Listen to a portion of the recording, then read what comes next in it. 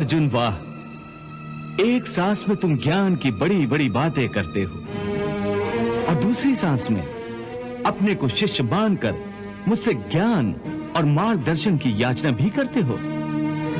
हे पार्थ, तुम्हारा ज्ञान अधूरा है और अधूरा ज्ञान दो धारी तलवार की भांति होता है, जो अधूरे ज्ञान देने वाले और लेने वाले दोनों को काटती है।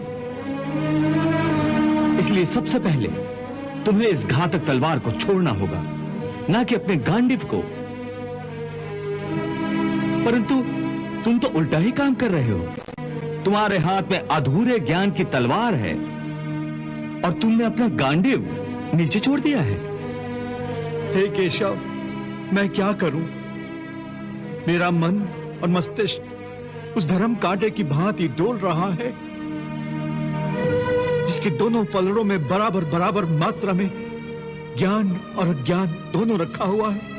इसी दोराहे पर खड़ा हुआ मैं आपकी शरण में आया हूं। मुझे एक गुरु की भांति रास्ता दिखाओ माधव, रास्ता दिखाओ। हे अर्जुन, तुम इस समय ना केवल इस युद्ध भूमि की मध्य रेखा पर खड़े हो, बल्कि तुम्हारी बुद्धि भी जीवन और मृत्यु की मध्य रेखा पर अटकी हुई है। इसलिए तुम अपने कर्तव्य और अपने धर्म से भाग रहे हो। परंतु अपने कर्तव्य से यूं मुंह मोड़ने से या इस युद्ध से विचलित होने से विधि का विधान नहीं बदलेगा, क्योंकि विधाता का निर्णय अटल और अचूक है। तुम क्या समझते हो, तुम्हारे नहीं मारने से ये सब नहीं मरेंगे? नहीं अर्जुन, नहीं। तुम इन्हें नहीं मारोगे तब भी ये मरेंगे, क्योंकि इनके प्रारब्ध ने इनकी मृत्यु का समय, दिन और क्षण तो पहले से ही निश्चित कर दिया है। उसी विधान के अनुसार मैं तो इन्हें पहले ही मार चुका हूं। तुम तो केवल माध्यम मात्र हो। तुम्हारे माध्यम से मैं इन सब का वध करना चाहता हूं। तुम इसे अपना कर्तव्य समझो या प्रारब्ध, तुम्हें इन सब का वध करना ही है। मैं क्या करूं मधुसूदन? अपने मन को कैसे मारूं? अपनी भावनाओं को अपने ही पैरों तले कैसे रौंद डालूं? बताओ मधुसूदन, मैं क्या करूं? हे पार्थ, धर्म के रास्ते से हटाने वाली भावनाओं का त्याग करो। भावनाओं के समुद्र में डोलने के बदले तैरना सीखो। तुम तो एक कीर्तिमान पुरुष हो। अपनी निर्बलता का यूं प्रदर्शन करके तुम अपनी कीर्ति को नष्ट मत करो। एक वीर पुरुष के लिए उसकी कीर्ति का नष्ट होना उसकी मृत्यु के समान है। इसलिए युद्ध करो पार्थ, युद्ध, और अपनी कीर्ति, अपने कर्तव्य और अपने धर्म की रक्षा करो। अकीर्तिम चापि भूतानि कथयिष्यन्ति ते व्याम संभावितस्य चा कीर्तिर मरणात् अतिरिच्यते। इस धर्म युद्ध में यदि तुम मारे भी गए तो तुम्हें वीर गति प्राप्त होगी। तुम मर कर भी अमर कहलाओगे। इसलिए युद्ध करो। हतो वा प्राप्स्यसि स्वर्गम जित्वा वा भोक्ष्यसे महीम तस्माद् उत्तिष्ठ कौन्तेय युद्धाय कृत निश्चय। हे वासुदेव, तुम तो जानते हो कि मुझे अपनी मृत्यु की चिंता तिल भर भी नहीं है।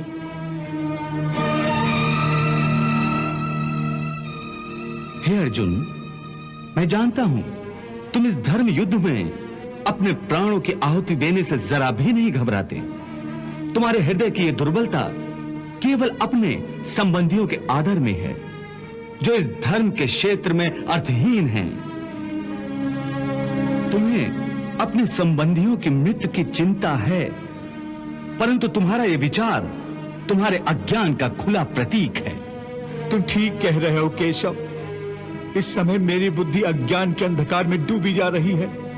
धर्म क्या है, अधर्म क्या है, मुझे इसका ज्ञान नहीं रहा। मैं कर्म के एक ऐसे दोराहे पर खड़ा हूं जहां से ये पता नहीं चल रहा कि धर्म का मार्ग कौन सा है और अधर्म का मार्ग कौन सा। मुझे अज्ञान के इस अंधकार से निकलने का रास्ता दिखाओ केशव, रास्ता दिखाओ। हे पार्थ, मैं तुम्हें इसी अज्ञान के अंधकार से निकालना चाहता हूं। इस अंधेरे में अंधों की भांति हाथ पैर मारने के बदले अपनी दूर दृष्टि को एक दिशा दो और देखो इस सृष्टि की ओर। इस सृष्टि में जो जन्म लेता है वो निश्चित रूप से मृत्यु के अधीन हो जाता है। इसका अर्थ यह है कि इस मृत्युलोक का हर प्राणी, चाहे वो मनुष्य हो, पशु हो, पक्षी हो या फिर पेड़ पौधा हो, हर सांस लेने वाला प्राणी अपने जन्म के साथ अपनी मृत्यु को भी लेकर आता है। हर प्राणी को एक ना एक दिन निश्चित क्षण पर मरना अर्थात अपना शरीर त्यागना ही पड़ता है। इसलिए तुम उनके मरने की चिंता छोड़कर अपना कर्तव्य समझकर युद्ध करो। जातस्य ही ध्रुवो मृत्युर ध्रुवम जन्म मृतस्य च तस्माद् अपरिहार्य अर्थे न त्वम सोचितुम अर्हसि। ये ठीक है कृष्णा, क्योंकि प्रारब्ध में मरना लिखा है। यदि पितामह की मृत्यु का समय आ गया है तो वो अवश्य मर जाएंगे, परंतु मैं अपने हाथों से उन्हें क्यों मारूं? तो स्वयं अपने हाथों से अपने भीष्म पितामह को नहीं मारना चाहते हो? यही सत्य है माधव। मैं अपने भीष्म पितामह को अपने हाथों से नहीं मार सकता।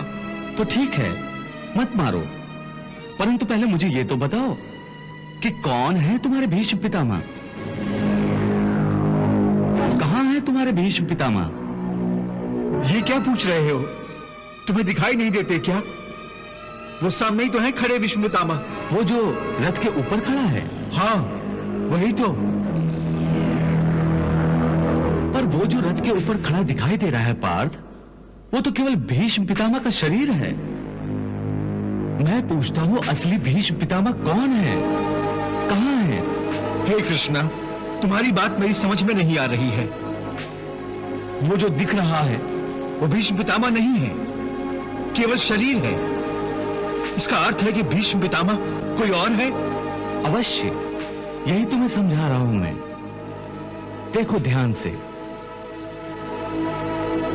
देखो उस शरीर में जो प्रकाश है जिसे आत्मा कहते हैं, मैं तुम्हें दिव्य चक्षु प्रदान करता हूं।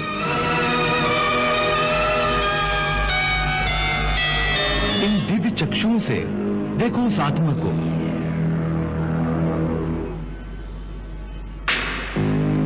जो शरीर के अंदर आत्मा है, जो प्रकाश है, वही है असली भीष्म पितामह। दिखाई दे रही है उनकी आत्मा? हाँ केशव, बहुत अच्छा। अब देखो, यदि मैं अपने सुदर्शन चक्र से भीष्म पितामह का शरीर काट दूं, तो केवल उनका शरीर मरेगा, परंतु उनकी आत्मा का प्रकाश नहीं बुझेगा। देखो, मैं तुम्हारे इन दिव्य चक्षुओं को यह दृश्य सजीव करके दिखाता हूं।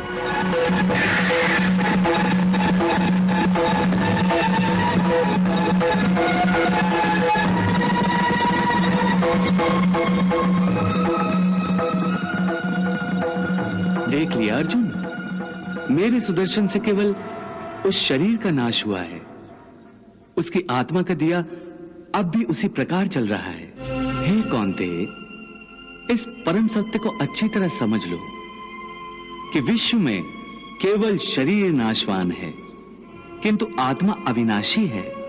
शरीर के मरने पर आत्मा नहीं मरती,